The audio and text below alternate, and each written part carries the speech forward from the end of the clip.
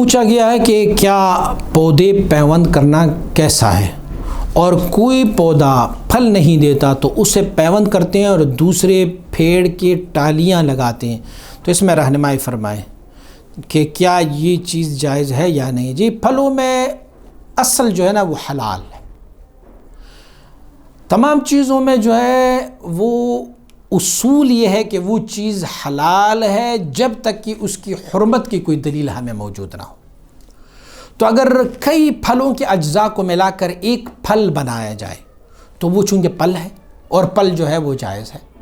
مثلا آپ لے گرما جو ہے نا، وہ گرما آپ کوئی ایسے اجزاء اس گرمے میں شامل کر لیں کہ جیسے آج کل چائنا گرما آ رہا ہے تو وہ 2 دنوں میں وہ گرما پک جاتا ہے۔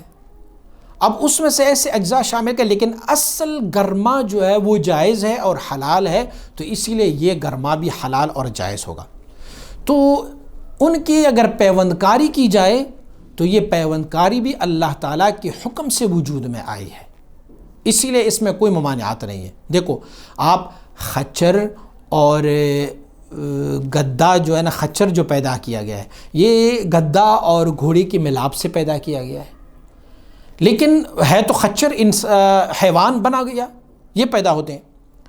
حدیث شریف میں ہے کہ حضرت رسول اکرم صلی اللہ علیہ وسلم بارک نے صحابہ کرام کو فرمایا کہ صحابہ کرام شاخ تراشی کر رہے تھے اور پیوند کاری کر رہے تھے۔ اچھا، پیوند کاری کھجور کی کیسے کی جاتی ہے؟ اس میں سے ایک نر ہوتا ہے، ایک مادہ۔ نر کی جو چورن ہوتے ہیں وہ لا کے ایک خاص وقت میں مادہ کی اس چورن میں ڈال لیتے ہیں، جو آپ نے دیکھا ہوگا تنا ہوتا ہے کھجور کی، جو ہمارے سندھ والے دوست لوگ ہیں یا سعودیہ یا جہاں پر کھجوروں کے پل ہوتے ہیں، کھجور ہوتی ہے، وہاں پہ ان لوگوں کو پتہ ہے کہ وہ کیسے کرتے ہیں۔ تو اس میں سے کچھ چورن لے کے اس مادہ میں ڈال لیتے ہیں۔ یہ یاد رکھیں کہ نر کھجور جو ہے وہ کھجور نہیں دیتے، وہ پھل نہیں دیتا۔ وہ تو پھل دینے والی جو ہوتی ہے نا وہ مادہ درخت ہوتی ہے، تو وہاں سے لے کے اس میں ڈالتے ہیں۔ صحابہ کرام رضوان اللہ علیہم اجمعین یہی شاخ تراشی کر رہے تھے اور نر سے لے کے مادہ میں ڈالنا چاہ رہے تھے۔ ابن ماجہ نے اس حدیث کو کوٹ کیا ہے۔ تو حضور نبی اکرم صلی اللہ علیہ وسلم نے فرمایا یہ کیا ہو رہا ہے؟ تو عرض کیا رسول اللہ صلی اللہ علیہ وسلم یہ ایک پیوند کاری ہے۔ حضور نے فرمایا اگر اس کو آپ نہ کریں تو بہتر رہے گا، کیونکہ اس میں سے درخت کے جو پتے ہیں اس کو کاٹے جاتے ہیں، کھجور کے پتے کاٹے جاتے ہیں، اس کی شاخوں کو کاٹا جاتا ہے۔ صحابہ کرام منع ہوئے۔ اگلے سال جو ہے نا وہ فصل کم ہو گیا۔ جب کم ہوا تو حضور نبی اکرم صلی اللہ علیہ وسلم نے فرمایا فصل کیوں کم ہوا؟ تو عرض کیا رسول اللہ صلی اللہ علیہ وسلم آپ نے پیوند کاری سے اور وہ جو نطفہ لیا جاتا ہے اس میں سے آپ نے ڈالنے سے منع فرمایا تھا۔ تو حضور نے فرمایا میں بھی بشر ہوں، تو آپ اپنی تجارت کو اپنے حساب سے بہتر جانتے ہیں، آپ اپنی دنیاوی کام کو اپنے حساب سے بہتر کریں۔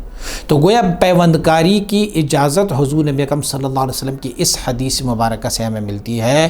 بقیہ میں نے عرض کیا نا کہ پیوند کاری سے اس کی پھل کی کثرت ہو جاتی ہے، پھل زیادہ ہو جاتا ہے، اور اصل جو ہے نا وہ پھلوں میں حلال ہے۔ تو اگر اس میں کوئی حرمت والی چیز شامل نہ کی جائے تو وہ پھل جو ہے وہ حلال ہی ہو جاتا ہے۔ آپ کہیں گے اس میں حرمت والی چیز بھی شامل کی جاتی ہے؟ کی جاتی ہے نا، ٹیکا لگایا جاتا ہے، بسا اوقات درختوں کو کچھ ایسی مواد ڈالے جاتے ہیں جیسے گائے کا گوبر ڈالا جاتا ہے، یہ ہماری جو ہے نا وہ یوریا کھاد ڈالی جاتی ہے، تو اس میں سے اکثر و بیشتر جو ہے وہ حرمت کے زمرے میں آتے ہیں۔ تو میرے بھائی ایک قاعدہ کلیہ یہ بھی سماعت فرمائے، مردار چیز جب بھی کنورٹ ہو کہ اپنی اصل کو مٹا دے اور پھر ان کا شکل تبدیل ہو جائے، اصل حلال چیز کی طرف کنورٹ ہو جائے تو پھر وہ چیز بھی حلال رہتے۔ جیسے فقہا کا ایک جزیہ ہے کہ اگر کوئی گدھا کسی نمک کے کان میں گر گیا اور اس کا پورا جسم نمک بن گیا تو اب وہ نمک کھانا جو ہے وہ جائز ہے۔ مجھ سے بڑے سارے لوگ برائلر مرغی کے بارے میں پوچھتے ہیں کہ برائلر مرغی ہے اور برائل مرغی جو ہے اس کی خوراک جو ہے وہ خون ہے، تو میں اسے کہتا ہوں کہ کیا وہ جب خون کھاتے ہیں تو اس کے بدلے میں اس کا جسم خون ہی کا بنتا ہے؟ نہیں، خون کھانے سے ان کا جسم جو ہے وہ گوشت میں کنورٹ ہو جاتا ہے، وہ خون جو ہے وہ کنورٹ ہو کے گوشت بن جاتی ہے، اور جب گوشت بن گیا تو گوشت بذات خود حلال ہے، اسی لیے اسے کھایا جا سکتا ہے، اس میں سے کوئی حرج نہیں ہے۔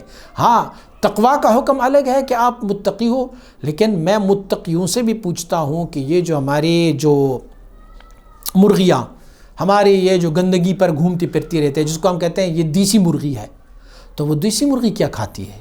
کیا اس کے لیے تو بسم اللہ پڑھ کے گندم کے دانوں کو غسل دے کے کھلاتے ہو؟